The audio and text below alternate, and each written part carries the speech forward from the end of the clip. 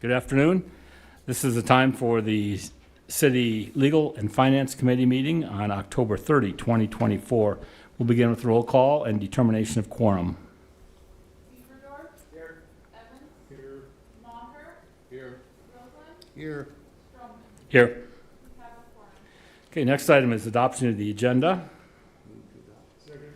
Motion by Roseland and a second by Evans to adopt the agenda. All in favor? All opposed? Motion carries. Now we'll go to general public comment.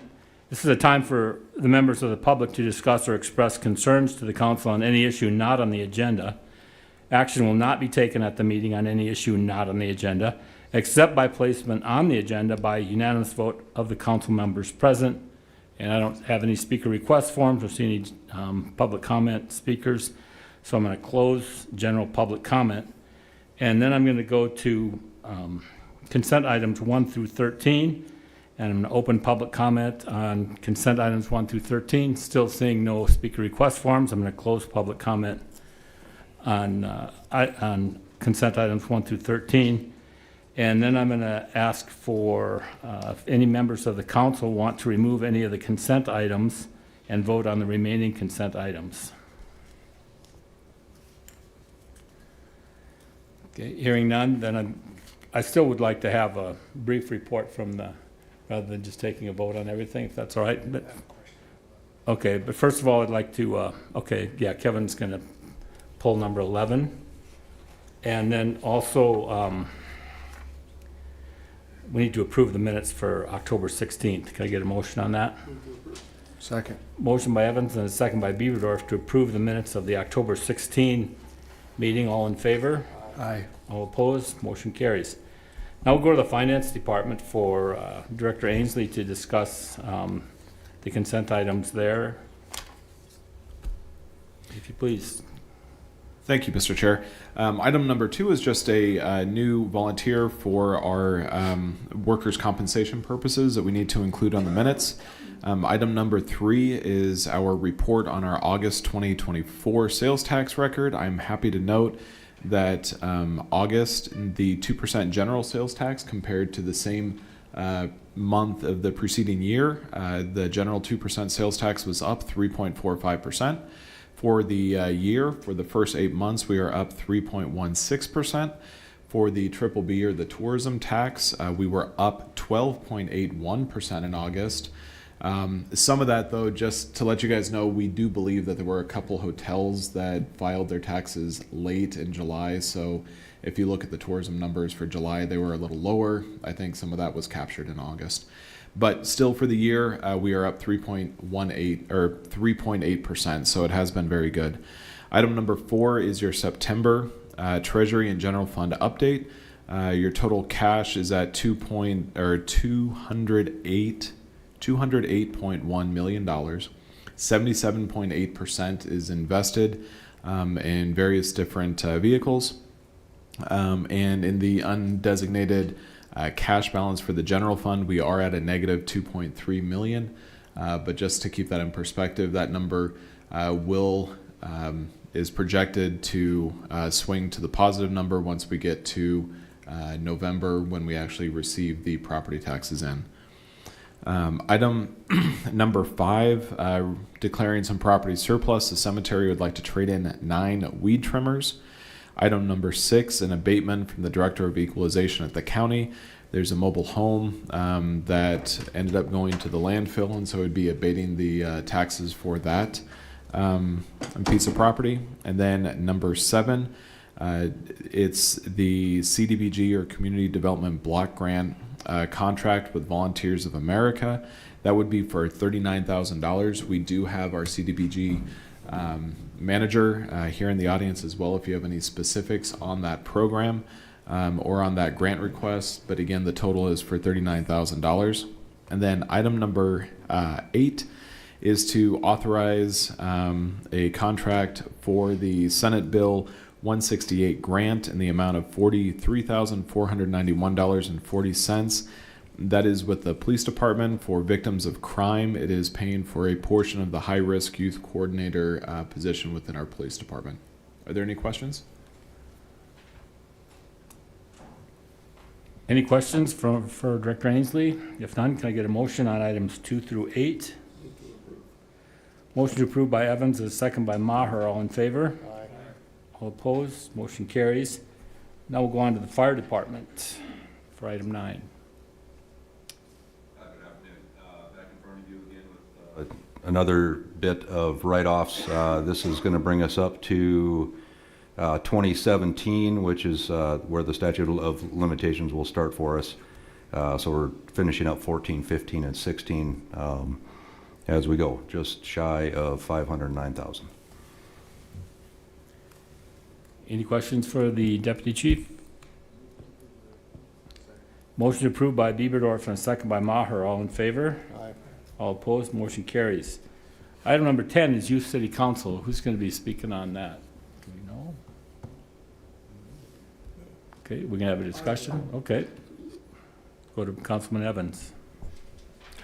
I just want to say that I hope we all support this. I think it's really critical that we start educating young people about the governmental process at an early age. If you've never been to one of these big conferences, it can be life-changing. It might actually set some of these kids on a different career path. I think it's critical that we support these kind of activities for the youth rather than wait to find people that have nothing better to do that maybe apply for the offices. Rather, we get kids engaged at an early age and they actually look forward to serving in such a capacity. So I hope we get the support for this sort of thing. That's all I'm going to say about it. Thank you. Motion approved by Bieberdorf and a second by Maher. All in favor? All opposed? Motion carries. Now we'll go to community development for Director Fisher, which put on your Director of Community Development hat. I'll do now, that. and I would sit over here if it Leave your were- other hats down for now. I do. Okay. Thank you. Thank you, Thank Mr. you. Chair. So item number 11 is a request from us to accept a bid to demolish an unsafe structure at 919 North 7th Street. Lon was in the audience a moment ago. This is a home that there was an explosion in the basement in December of last year. And as a result, the house is no longer stable. There are pictures attached that show there are openings to the outside. The foundation is damaged, walls are no longer secure. We've tried boarding and fencing, but yet it still remains vandalized. It's unsafe. It's extremely close to the house next door, which is in part why this bid is coming in as high as it is at $43,181. It's going to take a lot of work to take this home down and not damage the structure next door. This is one of several homes that we've got on our to-do list that we've worked with the owners, they're not responding, or they just don't have the funds to repair or demolish the homes. And because of the nuisance activities that are taking place, we also work with the police department to try to prioritize which ones should come down. We have met notification requirements. We have gotten bids on this. Our low bid is $43,181, and we would request that you authorize us to contract to have this home demolished. I think someone was asking to pull this. If you've got any questions on that, just let me know. We'll go to Councilman Maher.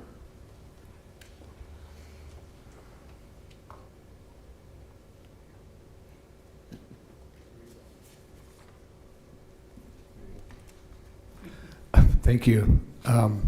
Vicki, my question has to do with, I didn't know it was 43,000. I looked at the pictures. Obviously, it has to come down. But now, there's a lien put on that property, so if it's, so that when the owner sells that property, the city will be paid back?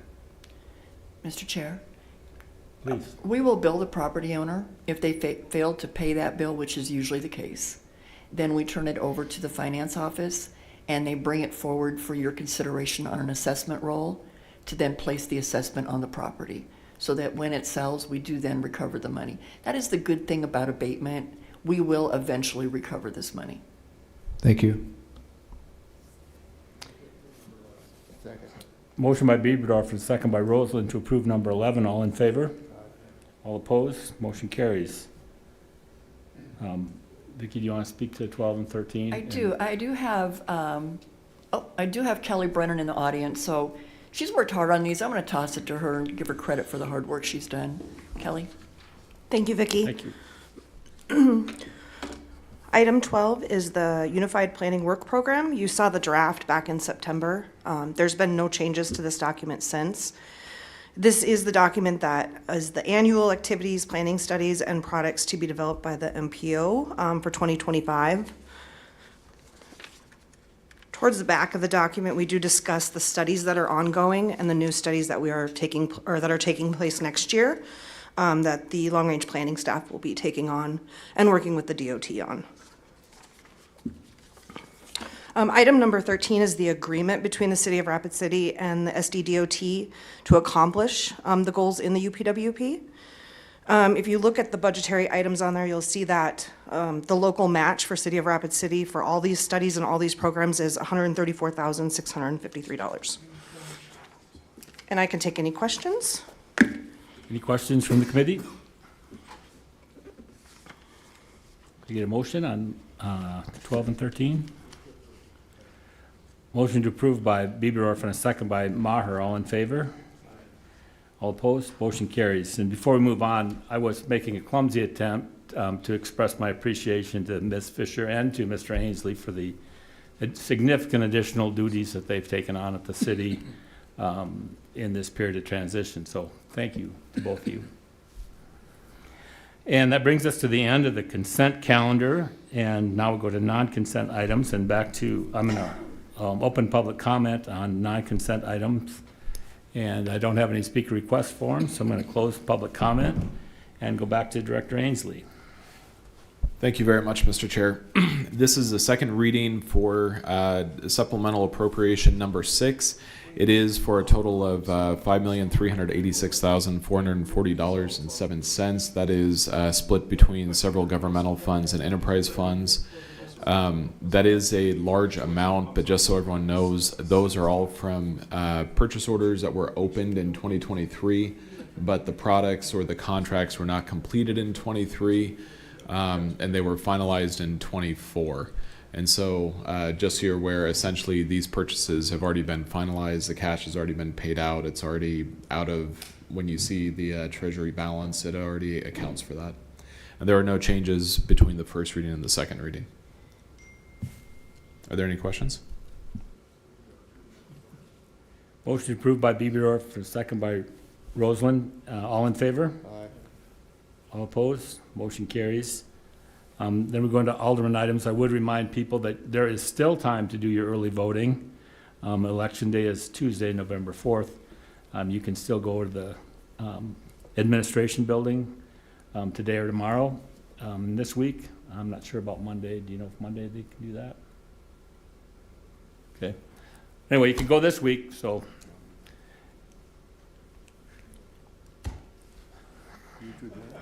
Motion to adjourn by Roseland. Second by Bieberdorf. All in favor? All opposed? Motion carries. We're adjourned. How's that, Josh?